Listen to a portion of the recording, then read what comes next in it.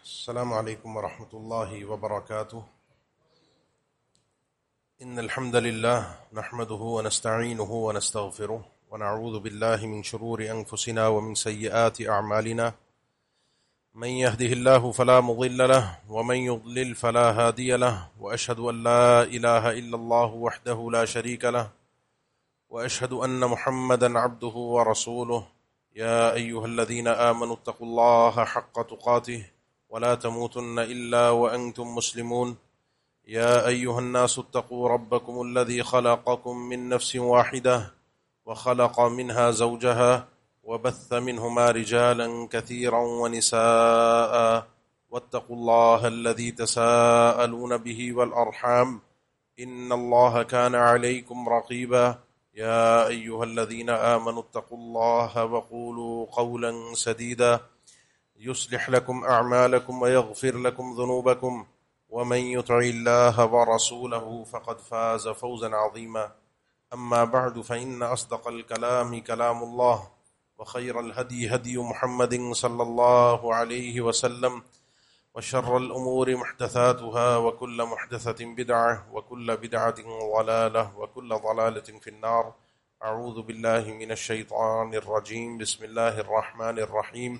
والذين لا يشهدون الزور وإذا مروا باللغو مروا كراما. ہمارا تسلسل کے ساتھ یہ موضوع چل رہا ہے عباد الرحمن کے اوصاف، اللہ رحمان کے خاص چنیدہ بندے، مقرب بندے، ان کی صفات کیا ہیں۔ آدمی، کوئی بھی مومن مسلمان رحمان کا ایسا بندہ کیسے بن سکتا ہے، وہ صفات بیان ہو رہی ہیں، اور اس میں آج جس صفت کا بیان ہے بڑی قابل غور صفت ہے، کیونکہ وہ ہم اس کا خیال نہیں کرتے، اہتمام نہیں کرتے ان چیزوں کا، اور یہ بری عادتیں ہمارے اندر بکثرت موجود ہیں۔ کیونکہ پچھلی جو صفات ہم نے پڑھی تھیں، وہ لوگ جو شرک، اللہ کے علاوہ کسی کو پکارتے نہیں ہیں، وہ لوگ جو ناحق کسی کو قتل نہیں کرتے، وہ لوگ جو بدکار نہیں ہوتے، تو عموماً الحمدللہ آپ جتنے یہاں بیٹھے ہیں تو تقریباً سبھی اس چیز کے دعوے دار ہوں گے کہ یہ تین بڑے بڑے گناہوں میں سے زندگی میں الحمدللہ اللہ نے ہمیں ان گناہوں سے محفوظ رکھا ہوگا۔ لیکن آج جو بات ہو رہی ہے وہ بڑی قابل غور ہے، کیونکہ یہ تین گناہ جو ہیں ان کے مقدمات ہیں، ان کی کچھ راہیں اور راستے ہیں جہاں پر یہ گناہ مجھے اور آپ کو لے کر جاتے ہیں، ان راستوں پر ہم چلتے ہیں، چاہے ہم شرک نہ کر رہے ہوں، چاہے ہم قتل نہ کر رہے ہوں، چاہے ہم بدکاری نہ کر رہے ہوں، لیکن ان راہوں پر چل رہے ہوتے ہیں عموماً جو ان گناہوں تک پہنچا سکتی ہیں ہمیں۔ تھوڑی سی آواز تیز کر، تھوڑی سی تیز کر دیجیے گا۔ اللہ تعالیٰ نے ان لوگوں کی توبہ کا ذکر کیا، توبہ کے ذکر کے بعد اللہ تعالیٰ نے فرمایا کہ والذین لا یشہدون الزور واذا مروا باللغو مروا کراما۔ بس جزاک اللہ۔ یہ وہ لوگ ہیں لا یشہدون، جو شہادت نہیں دیتے، الزور اس کا ایک معنی ہے بالزور، جھوٹی شہادت دینا، اور دوسرا معنی اس آیت کا جو اہل علم نے، مفسرین نے ذکر کیا ہے والذین لا یشہدون الزور، یشہدون مشاہدہ سے ہے، وہ لوگ جو زور کا مشاہدہ نہیں کرتے، جھوٹ کا مشاہدہ نہیں کرتے۔ اب ان دونوں مفہوموں کو تھوڑا سا سمجھیے گا۔ وہ لوگ جو جھوٹی گواہی نہیں دیتے، یہ مومن وہ ہے جو جھوٹی گواہی نہیں دیتے، کیونکہ جھوٹی گواہی سے بڑے بڑے گناہوں کے راستے کھلتے ہیں۔ جھوٹی گواہی کیا ہوتی ہے؟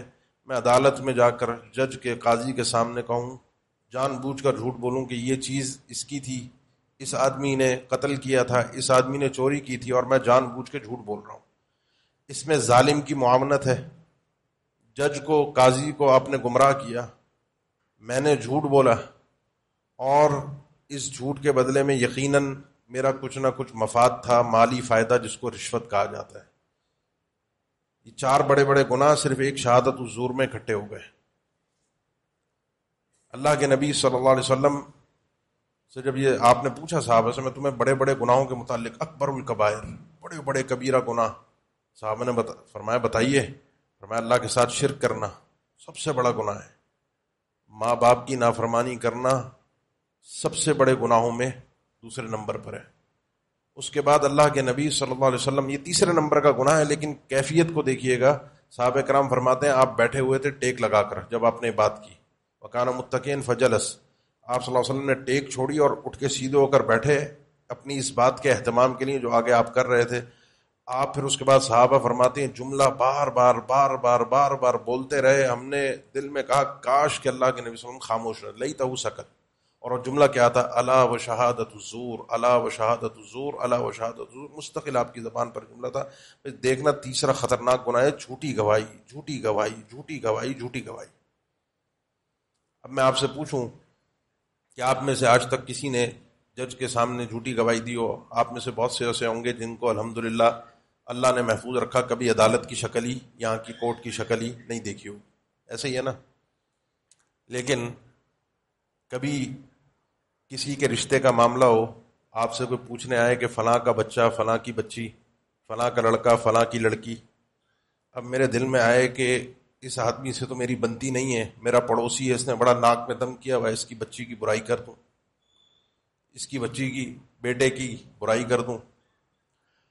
کتنے لوگ ایسے ہیں کاروباری جو ایکسپائری ڈیٹ مٹاتے ہیں. شہادت ہے نا، گواہی ہے کہ یہ چیز اس تاریخ کے بعد مضر صحت ہوگی، یہ دوائی اس تاریخ کے بعد. اور سب سے بڑے مجرم یہ ادویہ والے ہوتے ہیں، دواؤں والے، جو دوائیوں کی ایکسپائری ڈیٹ مٹا کر. اور یہ عام ہے، آپ میں سے اگر کوئی ہو میڈیسن مارکیٹ کے، جان عام چیز ہے، کوئی مسئلے کی بات ہی نہیں ہے. شہادت الزور، جھوٹی گواہی.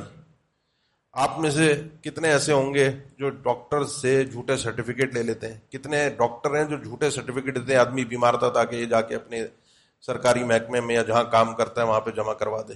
شہادت حضور یہ آدمی بیمار نہیں تھا اس کے اوپر. کتنے ڈاکٹر ایسے ہیں جو ڈسکرپشن میں جب دوائیاں لکھتے ہیں تو جھوٹے ٹیسٹ اور جھوٹی دوائیاں لکھتے ہیں جو اس بات کی گواہی ہوتے ہیں کہ اس آدمی کو یہ بیماری ہے نہیں، لیکن وہ لکھتا ہے تاکہ یہ آدمی یہ ٹیسٹ کروائے، یہ دوائیاں لے جس کی کمیشن مجھے ملے. الا و شہادت الزور. کتنے ہم میں سے ایسے ہیں جنہوں نے جھوٹے سرٹیفکیٹ تعلیمی اپنے بنوائے ہوئے ہیں؟ کتنے ہم میں سے ایسے ہیں جو اپنے معاملات کے اندر، لین دین کے اندر، لوگوں کے ساتھ رکھ رکھاؤ کے اندر، بات بات پہ، موقع موقع پر کہیں گواہی آتی ہے کسی کے حق میں جھوٹ بولنے کی تو وہ دیتے ہوئے چوکتے نہیں ہیں، جھوٹی گواہی دے دیتے ہیں. یہ ساری سچویشن، جھوٹی نسب نامے، جھوٹی گواہیاں. وصیت کے معاملے میں خاندانوں کے جھگڑے ہوتے ہیں کہ جی ابا نے یہ دکان فلاں کے نام کر دی تھی، فلاں کے نام نہیں کی تھی. اس میں کوئی گواہی کو چھپا لیتا ہے اور کوئی گواہی دے دیتا ہے. میں نے کہا نا، ہم نے وہ بڑے بڑے گناہ تو نہیں کیے، لیکن والذین لا یشہدون الزور، کیونکہ اس گناہ کو ہم بڑا معمولی سمجھتے ہیں. اللہ کے نبی صلی اللہ علیہ وسلم نے فرمایا، کسی شخص نے، صحیح مسلم کی حدیث ہے، یمین کے ذریعے سے قسم اٹھا کر قاضی کے سامنے اپنے کسی بھائی کا، قاضی کے الفاظ حدیث میں نہیں ہے، عموماً یہ ہے کہ قسم اٹھا کر کوئی بھی حق ہتھیا لیا اپنے بھائی کا، حق اس کا تھا، من اقتطاع، اس نے حق امرئ مسلم بیمینہ، اس نے اس کا حق ہتھیایا جھوٹی قسم اٹھا کر. اللہ تعالیٰ نے اس شخص پر جنت کو حرام کر دیا ہے، اور یہ جنت، جہنم میں جانا اس کا لازمی ہے. الا اوجب اللہ لہ النار وحرم علیہ الجنہ. ایک شخص نے پوچھا اللہ کے نبی صلی اللہ علیہ وسلم، وَإِن كَانَ شَيْئًا يَسِيرًا، اللہ کے نبی اگر کوئی چھوٹی معمولی چیز ہے اور کوئی جھوٹی قسم اٹھا کر اس معمولی چیز کو لے لیتا ہے، ٹھیک کسی کی جھوٹی قسم اٹھا کر لے لی، اگر ایسا کر لیتا ہے تو آپ صلی اللہ علیہ وسلم نے فرمایا اگر کوئی شخص ایسا کرتا ہے تو یہ تو بہت شیئن یسیرن تو دور کی بات. وَإِن كَانَ قَضِيبًا مِّنْ عَرَاقٍ، اگر یہ درخت کی، معمولی درخت کی ایک جو مسواک ہوتی ہے کرنے کی، یہ مسواک بھی اگر کسی نے کسی کی جھوٹی قسم اٹھا کر لی ہے، یہ اس کے بدلے میں جھوٹی قسم، چونکہ اللہ کا نام لیا ہے، جھوٹی گواہی دی ہے، جہنم میں جائے گا، جنت میں نہیں جائے گا. جنت حرام ہے اس آدمی کے لیے، جنت حرام ہے اس آدمی کے لیے، اللہ کے نبی صلی اللہ علیہ وسلم کا فرمان ہے. یہ ساری صورتیں ہمارے اندر اس چیز کی پائی جاتی ہیں، اور یہ سب اس اللہ کے فرمان میں داخل ہیں. اللہ کا چہیتا یا اللہ کا محبوب، اللہ کا پسندیدہ، چہیتا لفظ مناسب نہیں، اللہ کا پسندیدہ بندہ بننے کے لیے انسان کو یہ کام چھوڑنے پڑتے ہیں. کیونکہ نفس کی قربانی ہے، اپنے مفادات کی دنیا کے اندر قربانی ہے. جھوٹ میں انسان کو سب سے زیادہ فائدہ ہوتا ہے اپنے دنیا کے معاملات کا، وہ چھوڑنا پڑتا ہے. اور جب انسان اللہ کی رضا کی خاطر چھوڑ دیتا ہے تو یہ اس کے ایمان کی نشانی ہے. دوسرا معنی ہے والذین لا یشہدون الزور، یہ الرحمن کے خاص بندے وہ ہیں جو زور کا مشاہدہ نہیں کرتے. اس میں ہر جھوٹی محفل، ہر جھوٹی جگہ جس کے اندر مفسرین کے اقوال آپ پڑھیں تو وہ بعض انواع ذکر کر دیتے ہیں، شرک مراد ہے. وہ جو اعیاد المشرکین ہیں، یہ کفار کے کرسمس اور دیگر موقع جو آتے ہیں جس میں شرکیہ محفلیں ہوتی ہیں، ان میں شرکت نہیں کرتے، حاضر ہی نہیں ہوتے، قریب سے بھی نہیں گزرتے. نہ وہ شرکیہ کسی محفل میں جاتے ہیں. ابھی ہوگا نا، مہینہ شروع ہو رہا ہے، یا رسول اللہ مدد کی محفلیں آس پاس آپ کو پچھلے مہینوں میں، یا حسین یا علی مدد، اس طرح کی محفلیں ہو رہی تھیں نا. تو ان محفلوں کے قریب سے بھی یہ جھوٹ ہے، اللہ کے اوپر جھوٹ ہے کہ یہ لوگ مدد کرنے والے ہیں. یہ ساری گھٹیا محفلیں ہیں.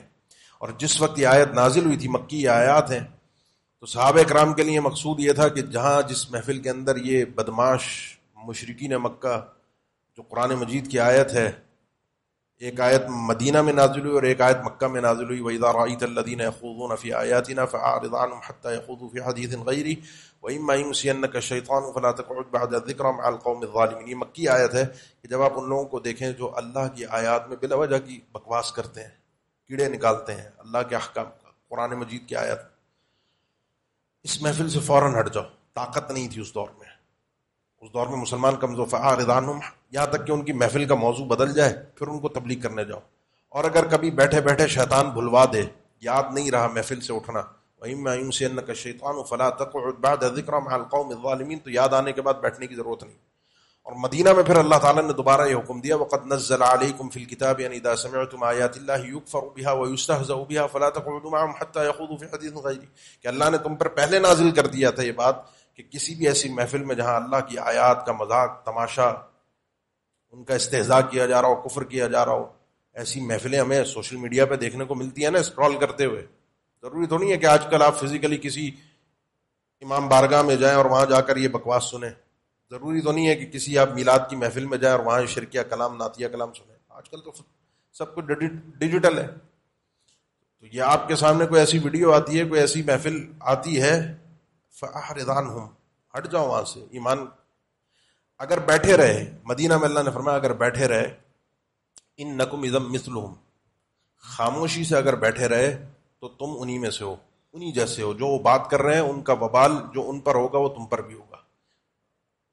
اگر بیٹھنا ہے تو اب مدینہ میں طاقت تھی، تو من رأى منکم منکرا فلیغیرہ بیدہ، جس کے پاس طاقت ہے وہ کسی بھی شرک کی محفل میں گیا ہے، جھوٹی محفل میں گیا ہے، گانوں کی محفل میں گیا ہے، کسی بھی ایسی محفل میں گیا ہے جہاں اللہ اور اس کے رسول کی مخالفت ہوتی ہے. حتیٰ کہ امام بخاری نے کتاب النکاح میں، کتاب النکاح ہے، اس میں مسئلہ ذکر کیا کہ انسان کو کسی ایسی محفل میں جانے کی دعوت ملے جہاں اللہ کی نافرمانی ہوتی ہے. ولیمے کی دعوت ہے، شادی کی دعوت ہے. اب ولیمے کی دعوت قبول کرنا واجب ہے. اگر آپ کے پاس کوئی عذر شرعی نہیں ہے اور کسی نے آپ کو اپنے ہاں ولیمے کی دعوت پر بلایا ہے، لازمی جائیے، لازمی. آپ وہاں گئے اور اس محفل میں سیدنا عبداللہ ابن مسعود کا امام بخاری نے اثر ذکر کیا کہ گھر میں داخل ہوئے اور وہاں تصویریں لٹکی ہوئی تھیں، ان تصویروں کو دیکھ کے گھر سے باہر آ گئے. یہ گھر ہمارے بیٹھنے کے قابل نہیں ہے. جس محفل میں، جس گھر میں، جس جگہ پر اللہ اور اس کے رسول کی نافرمانی ہوتی ہے وہاں ہم بیٹھ نہیں سکتے. جس شادی میں آپ جا رہے ہیں وہاں ناچ گانا ہو رہا ہے، وہاں بے پردگی ہے، وہاں بے حیائی ہے، اٹھ جائیے. کسی کی بھی شادی ہو، میں اس دنیا میں اپنے اللہ کو راضی کرنے کے لیے پیدا ہوا ہوں، اپنے اللہ کی بات کے لیے. کسی کو برا لگتا ہے، کسی کو اچھا لگتا ہے، مجھے اس کی پرواہ نہیں ہونی چاہیے. اللہ اگر آپ کا آپ سے راضی ہے تو یہ دنیا آپ کی ہے، آخرت آپ کی ہے. اور اللہ کو ناراض کر کے لوگوں کی کہ کسی کو برا لگ جائے گا، محفل خراب ہو جائے گی. جس آدمی کو اپنے اللہ کی پرواہ نہیں ہے اس محفل کے اندر برائی کرتے. اسی لیے بعض اہل علم نے ذکر کیا ہے، یہ مسئلہ امام احمد نے ذکر کیا، جب ان سے شادی کا سوال ہوا کہ کسی کی شادی میں ولیمے میں بلایا جائے اور وہاں اللہ اور اس کے رسول کی نافرمانی ہوتی ہو تو آدمی جائے؟ میں نہیں جانا، اور اگر جانے کے بعد ہو تو اٹھ کے آ جائے. دوسرا مسئلہ ان سے دریافت یہ بھی ہوا کہ کسی کے جنازے میں انسان جائے اور جنازے میں بندہ مسلمان مومن تھا لیکن جنازے میں خرافات ہو رہی ہیں، بدعات ہو رہی ہیں، وہاں کیا کرے؟ انہوں نے کہا وہاں سے اٹھ کے نہ آئے. وہاں سے اٹھ کے نہ آئے. کیوں؟ شادی میں سے اٹھ کے آ جائے اور جنازے میں سے اٹھ کے نہ آئے. شادی میں جن کے یہاں گیا ہے وہ زندہ لوگ ہیں، اور زندہ اپنی مرضی سے اللہ اور اس کے رسول کی نافرمانی کر رہا ہے، اس کا ساتھ دینے کی ضرورت نہیں ہے. جنازے میں جس کے آپ گئے ہیں وہ بندہ اگر مومن اور مسلمان ہے وہ دنیا سے جا چکا.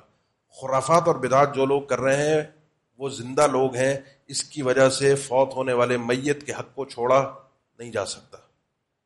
اس کا کیا قصور ہے؟ وہ تو دنیا سے چلا گیا، وہ تو ہماری دعاؤں کا اس وقت محتاج ہے، مستحق ہے کہ ہم اس کے لیے اللہ سے رحمت اور مغفرت کی دعا کریں. تو والذین لا یشہدون الزور، کوئی بھی جھوٹی کھیل تماشے کی محفل تو آگے آ رہی ہے، کوئی بھی ایسی محفل جس میں گناہ ہو. شراب، من کان یؤمن باللہ والیوم الآخر، جس کا اللہ اور آخرت کے دن پر ایمان ہے، فلا یجلس علی مائدۃ یدار علیہ الخمر، اس محفل میں ہرگز نہ بیٹھے جس محفل کے اندر شراب کے جام گھمائے جاتے ہیں اور لوگوں کو پلائی جاتی ہے. کسی بھی محفل کے اندر جس میں جھوٹ ہو، شرک ہو، خرافات ہوں، بدعات ہوں، اللہ اور اس کے رسول کی نافرمانی ہو، گانے ہوں، یا یہ چائے کے ہوٹل ہیں آپ کے، جوئے کے اڈے ہیں، ان سب سے ہی تو قتل و غارت گری شروع ہوتی ہے. پیسے کے معاملات اور قتل و غارت گری، مخالفتیں، ایک دوسرے کے پیچھے پڑ جانا، وہ جو قتل کے اور شرک کے اور بدکاری کے جو راستے کھلتے ہیں اللہ تعالیٰ نے وہ یہاں بند کیا. والذین لا یشہدون، کسی شرک کی محفل میں نہیں جھانکنا، کسی شرکیہ کلام کو نہیں سننا. کتنا بیان کرنے والا اچھا آدمی کیوں نہ ہو، نہیں سننا، کیونکہ یہ چیز شرک تک لے کر جائے گی. کسی ایسی محفل میں بیٹھنا جہاں پر جوا، شراب، اس قسم کے اللہ اور اس کے رسول کی نافرمانی ہو، ناچ گانا ہو، یہ چیز انسان کو قتل و غارت تک اور زنا تک لے کر جائے گی. ان ساری محفلوں سے یہ مومن دور رہتے ہیں، قصدن نہیں جاتے، چھوڑ دیتے ہیں. والذین لا یشہدون الزور. اس کے بعد اسی آیت میں اللہ تعالیٰ نے ایک اور ان کا مقام اور مرتبہ ذکر کیا، وَإِذَا مَرُّوا بِاللَّغْوِ مَرُّوا كِرَامًا. اور جب ان کا گزر ہو جاتا ہے لغو سے، لغو کا معنی ہے وہ چیز جس میں انسان کا کوئی فائدہ نہیں ہے. لا خیر فیہ لا فائدۃ دنیاویۃ ولا اخرویہ، کوئی خیر نہیں ہے، نہ کوئی دنیاوی کام ہے نہ کوئی اخروی کام ہے. فضول قسم کی محفل ہے، کوئی میچ ہے، کوئی کھیل ہے، کوئی تماشا ہے. کوئی بھی مومن اپنے وجود کو محفوظ کر کے رکھتا ہے، اپنے وجود کو گندا نہیں کرتا، ان لغویات سے بچتا ہے.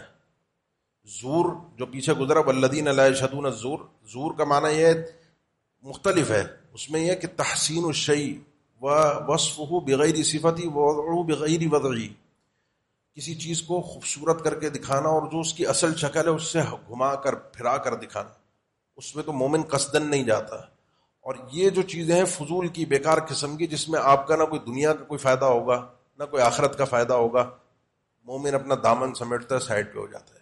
اور یہاں جاتا ہی نہیں ہے، بلکہ اہل علم نے ذکر کیا، مفسرین، وَإِذَا مَرُّوا بِاللَّغْوِ، یہاں مومن یہ جو اللہ کا خاص بندہ ہے رحمان کا، اس کا گزر ہو جاتا ہے، جاتا نہیں ہے.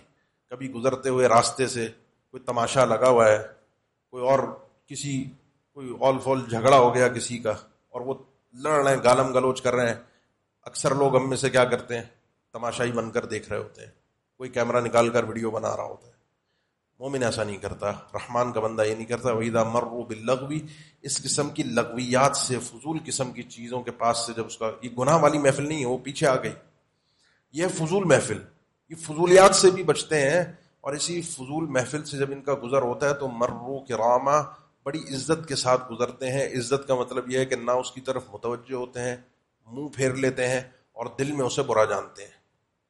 ان دونوں محفلوں کے لیے، چاہے وہ جھوٹی محفل ہو، شرک کی محفل ہو، گناہ کی محفل ہو، گانوں کی محفل ہو، یا وہ فضول محفل ہو، اب شریعت نے ہمیں قاعدہ یہ دیا ہے، اور وہ قاعدہ یہ ہے کہ تم میں سے جس شخص کے پاس من رأى منکم منکرا فلیغیرہ بیدہ، جس کے پاس استطاعت ہے اور وہ کوئی برائی دیکھتا ہے، کسی محفل میں پہنچا، وہاں گانے چل رہے ہیں، وہاں شرکیہ گفتگو ہو رہی ہے، اس کے پاس طاقت ہے، ہاتھ سے روکنے کی صلاحیت ہے، اور روکنے کے بعد نتائج اس سے زیادہ مزید برے نہیں ہوں گے، روک دے.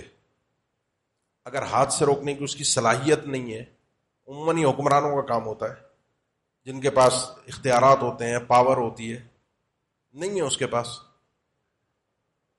تو اپنی زبان سے روک دے، اور زبان سے روکنے میں نتائج اس سے برے نہیں ہوں یہ اس کو پتہ ہے، تو لازمی اپنی زبان کو کھولے، لوگوں کی ہدایت کی کوشش کرے کہ یہ لوگ اگر اس محفل اس حال میں دنیا سے چلے گئے تو اللہ کے سامنے پیشی اچھی نہیں ہوگی۔